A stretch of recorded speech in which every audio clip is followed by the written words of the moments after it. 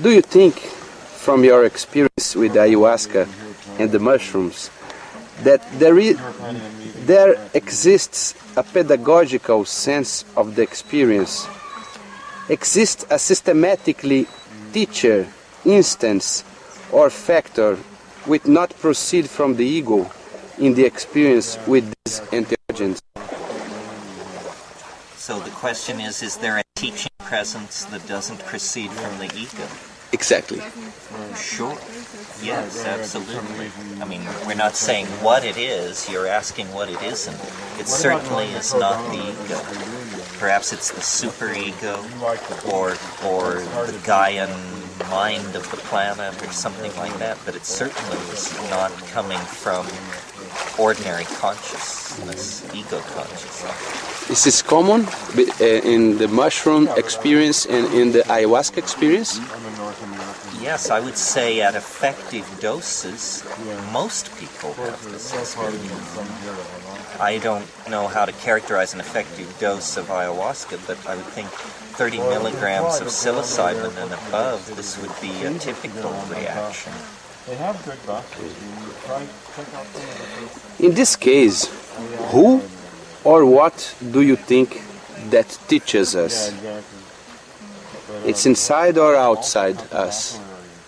It's neither outside nor inside, it's both, because what it is the psychedelic dissolves boundaries, and then we learn levels of reality that normally are not available to us. So it's really, I think of it as the wisdom of biology, which is in your own body and in the environment and in the much larger global environment. So the psychedelics give an insight into biology that is psychologically healthy. That's how I would put it. As I ask some persons that are too much time in the ayahuasca way, and it's multiple factors they bring to explanate this question. Some talk about spirits, some talk about the self, some talk about the founder of the line in the work or guardian angel, and it's very interesting this discussion. I think yes. The idea that it's the biology of the planet, biology, oneself. The body, the wisdom of the body, the wisdom of life. The supermind that you call supermind. Supermind. Right. I ask you now, again, from your experience with these entheogens, if, in your point of view, does exist an ethic, religious character of the experience? Do you think that there apport a wish to become more ethic in the relationship with the other man and with all nature? Yes, I mean, I think it inspires a level of attention that can be the basis of an ethic. I mean, it seems to make people more aware of the social dimension to obligation, something like that. This is how the Bawiti taking functions in Africa. This is how shamanic use of plants seems to function. It increases the social connectivity, which can be the basis for an ethical position. Do you think that there apports an ecological consciousness too? Yeah, I think that would come with it. A sensitivity to nature. This biological intelligence that I mentioned certainly carries with it the implication of caring for nature.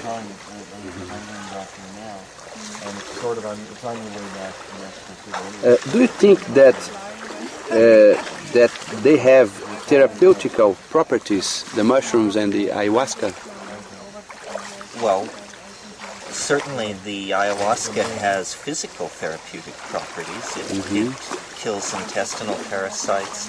There's scientific evidence that it interrupts the trypanosomal phase of the malarial organism.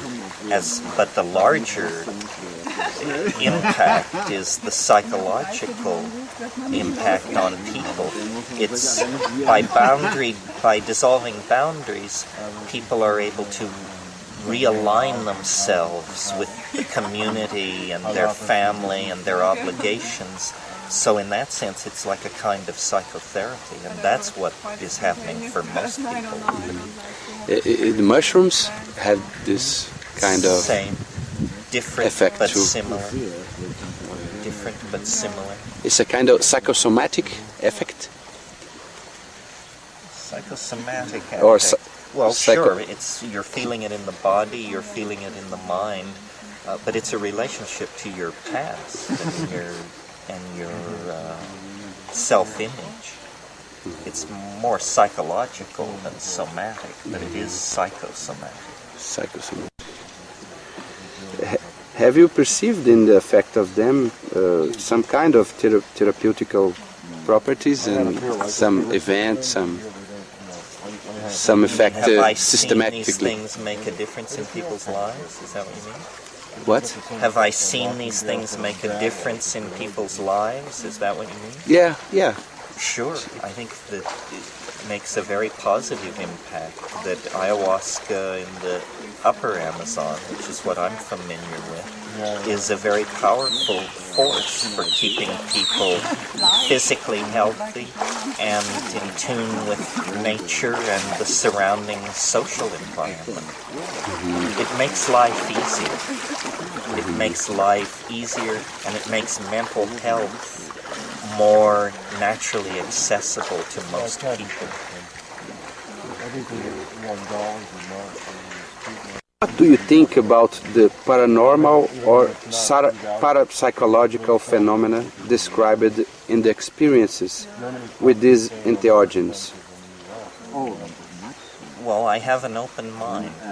I have seen enough in my own experience to be convinced that with further scientific research we might be able to understand some aspects of the paranormal using these compounds. I mean, these compounds are tools for understanding mind, both ordinary mental processes and extraordinary mental processes. Because they give us a way to get into the mind and to make changes and then observe them that we can't ordinarily make. So I think the frontier for parapsychological research using psychedelics is good. What is your personal experience about this? In two in my life, I saw convincing demonstrations of telepathy. And in one case, it was not simply reading someone's mind, it was that someone was telling me a memory that I had never told anyone. So it was not simply communication in the moment. They seemed to have complete access, or a partial access at least, to a portion of my past. And that was very impressive. But how to repeat these things is something you may see for 30 seconds over 20 years.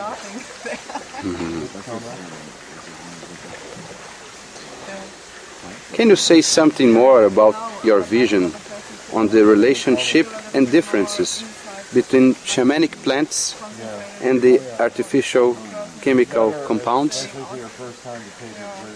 Well, the shamanic plants have a very long history of human usage.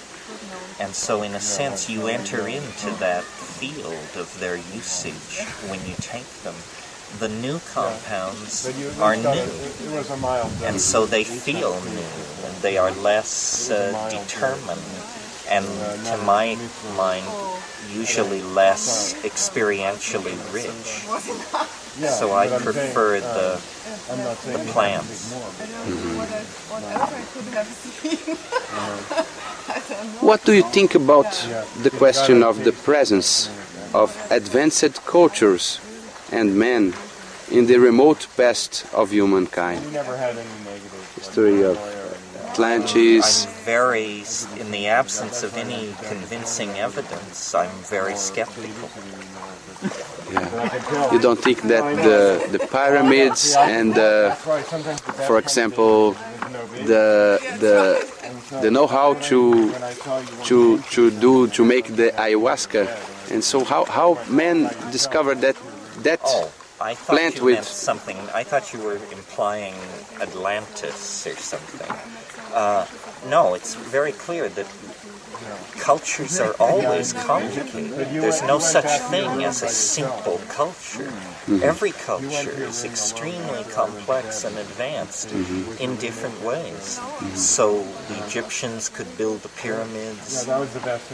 Amazon Indians understand the pharmacology of ayahuasca. Americans go to the moon. These are three different cultures, three different styles, but one is not superior to the other. Cultures are always extremely sophisticated and complex affairs. There's nowhere where you find what we could describe as a simple culture. Since the beginning, since the Paleolithic or Neolithic certainly age? Within recorded history and on the planet now. At some time in the past, culture must have emerged from advanced animal organization. But today, there are no simple cultures on this planet. Okay. Thank you very much.